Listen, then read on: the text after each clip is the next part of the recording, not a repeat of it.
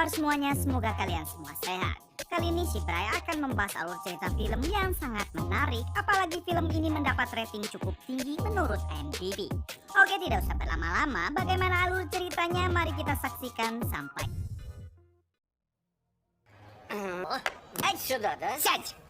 Di awal film memperlihatkan seorang kakek bernama Ivan yang tengah menikmati masa-masa pensiunannya dengan santai dan damai. Diketahui Ivan dulunya merupakan mantan marinir yang pernah menggait banyak penghargaan sebagai penembak jitu di Perang Dunia Kedua. Kemudian adegan beralih ke seorang gadis yang berpakaian menonjol bernama Katia.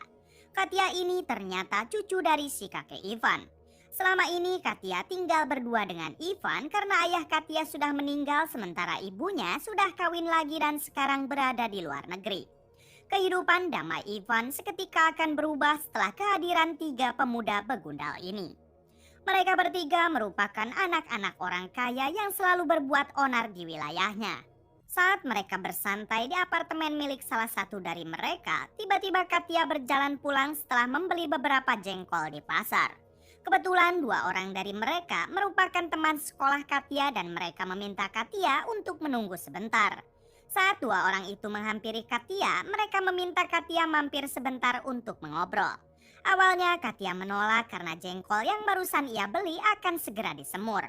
Namun setelah dua orang itu memohon kepada Katia, pada akhirnya Katia pun memutuskan untuk mampir ke apartemen mewah tersebut. Si герой капиталистического труда. Можно еще раз? Можно еще раз?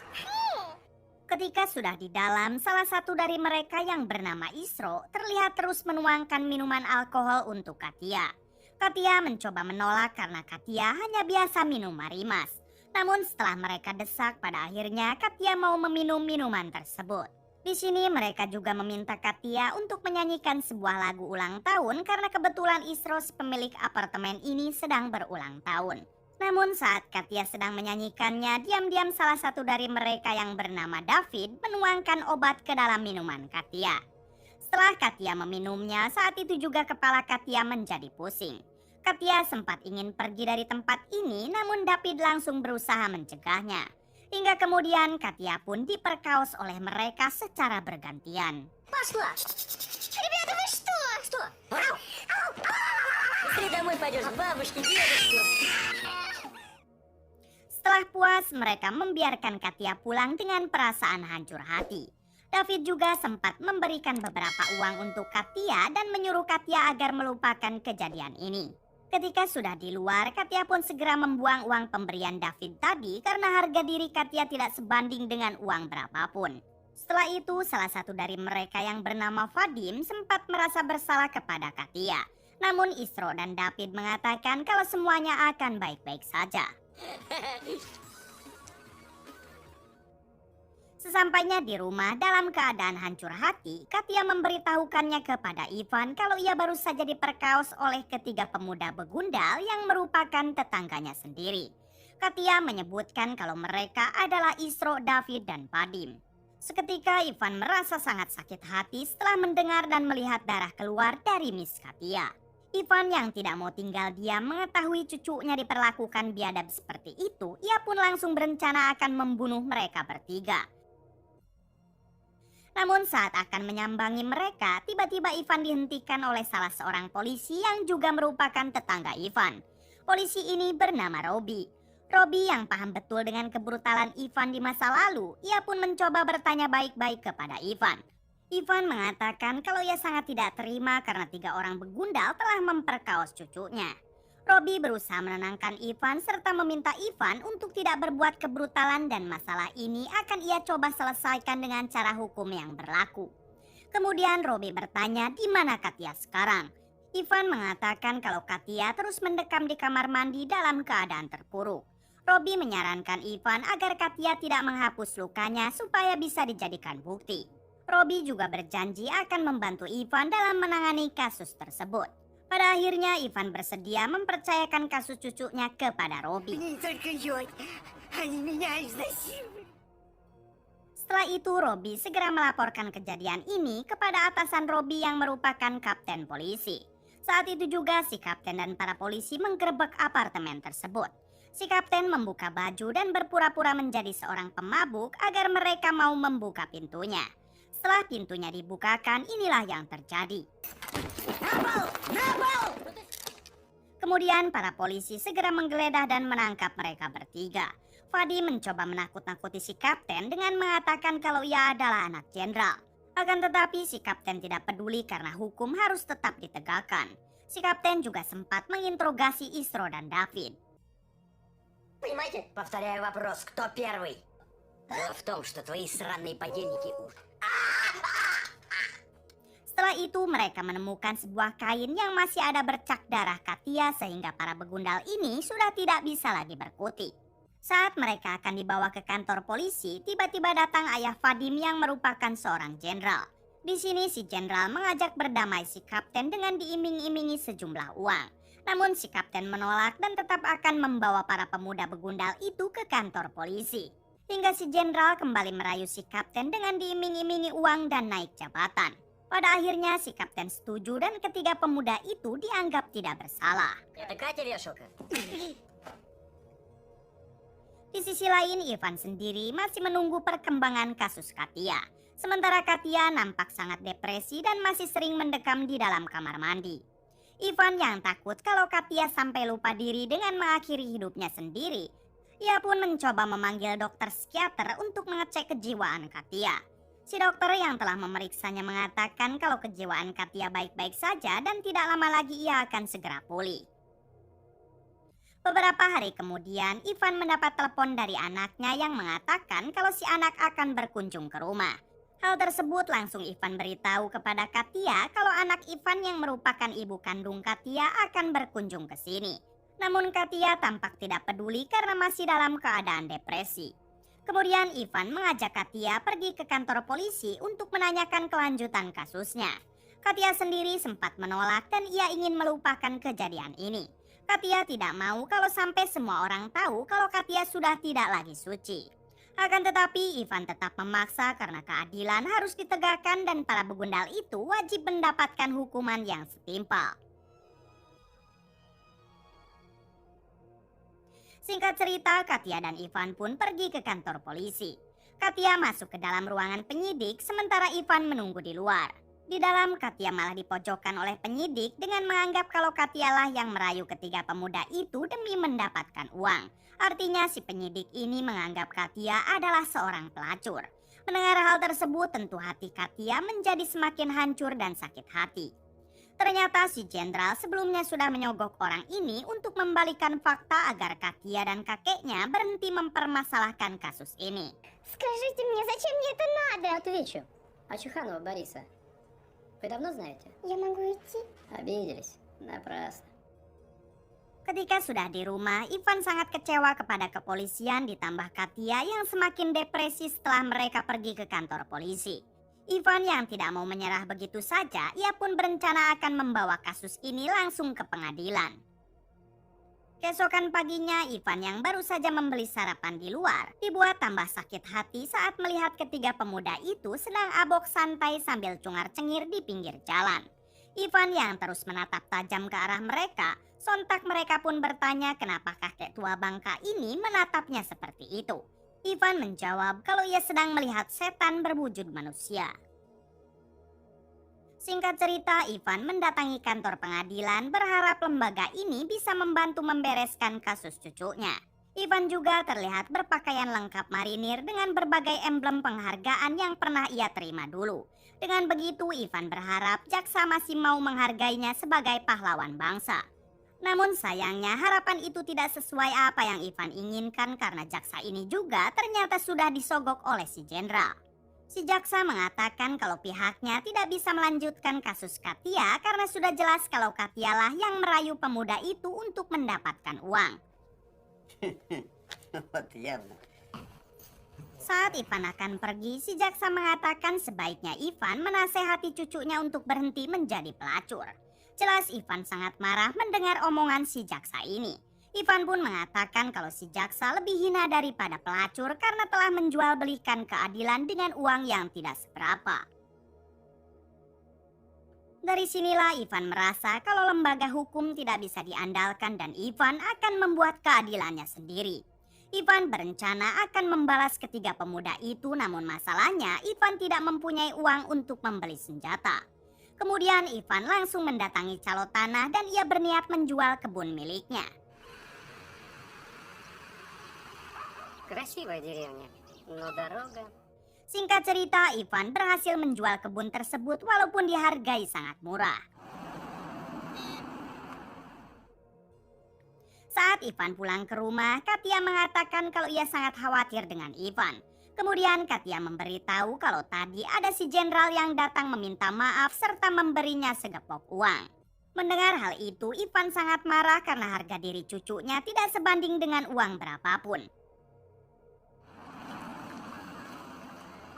Ivan pun segera mendatangi rumah si jenderal lalu melemparkan uang tersebut tepat di mukanya. Ivan mengatakan kalau uang tidak bisa membeli semuanya. Keesokan harinya, Ivan berpamitan kepada Katia dengan alasan ada urusan yang harus ia selesaikan di Moskow. Sesampainya di sana, ternyata Ivan berencana ingin membeli senjata sniper. Ivan mendatangi pasar loak lalu bertemu dengan salah seorang gangster penjual senjata angin. Di sini Ivan mengatakan kalau ia ingin membeli senjata sungguhan. Kemudian Ivan dipertemukan dengan sekelompok orang yang selama ini menjual senjata ilegal. Ivan mengatakan kalau ia ingin membeli senjata sniper lengkap dengan teleskop peredam serta 10 peluru. Setelah itu Ivan dibawa ke sebuah tempat di mana senjata itu disimpan.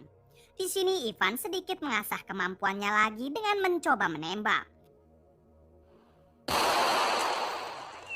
Orang-orang di sana sedikit kaget dan tidak menyangka kalau kemampuan kakek tua ini sangat luar biasa.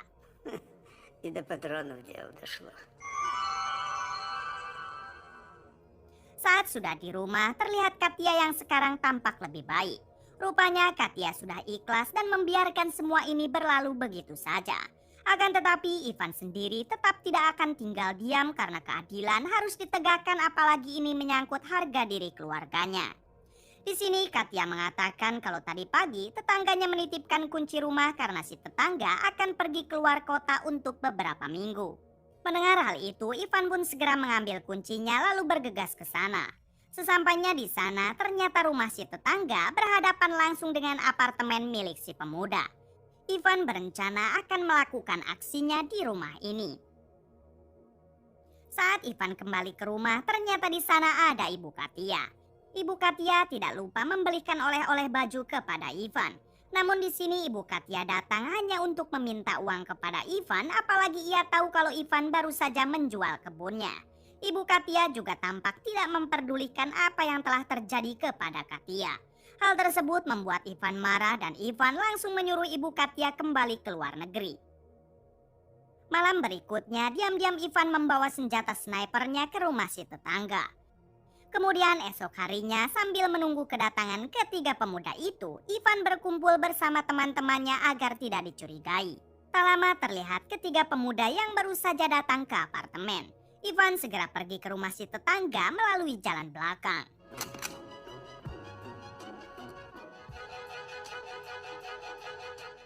Setelah mengawasi mereka cukup lama, akhirnya Ivan menembak ke arah botol minuman yang saat itu disimpan di dekat titik David.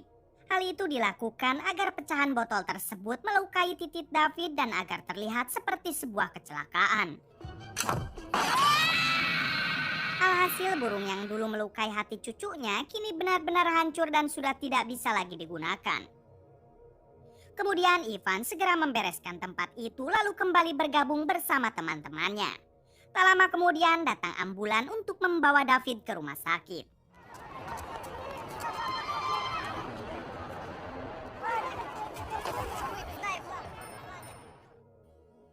Setelah kejadian itu, si jenderal datang dan bertanya apa yang sebenarnya terjadi. Isro dan Vadim bingung karena ia tidak mendengar suara tembakan atau apapun, tapi tiba-tiba botol itu melukai titik David. Mereka berasumsi mungkin ini salah David yang tidak hati-hati dalam memegang botol minumannya. Akan tetapi si jenderal langsung curiga kalau semua ini adalah ulah dari Ivan. Keesokan harinya, Ivan dihampiri oleh Robi, yaitu tetangganya yang merupakan seorang polisi. Ternyata Robi diperintahkan oleh atasannya untuk menyelidiki Ivan.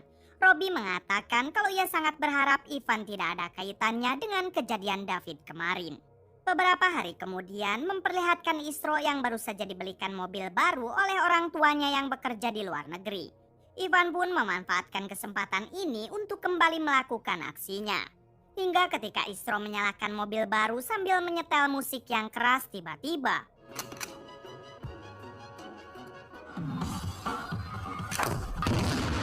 Ivan sengaja menembak ke arah tangki mobil agar seolah-olah kejadian ini diakibatkan karena ada kerusakan di mobil tersebut.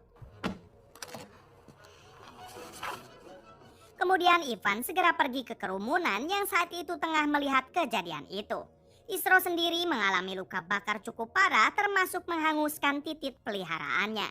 Robi sempat melihat ke arah Ivan dan ia semakin curiga kalau kejadian ini adalah ulah Ivan, namun sampai sekarang Robi belum juga menemukan bukti apapun.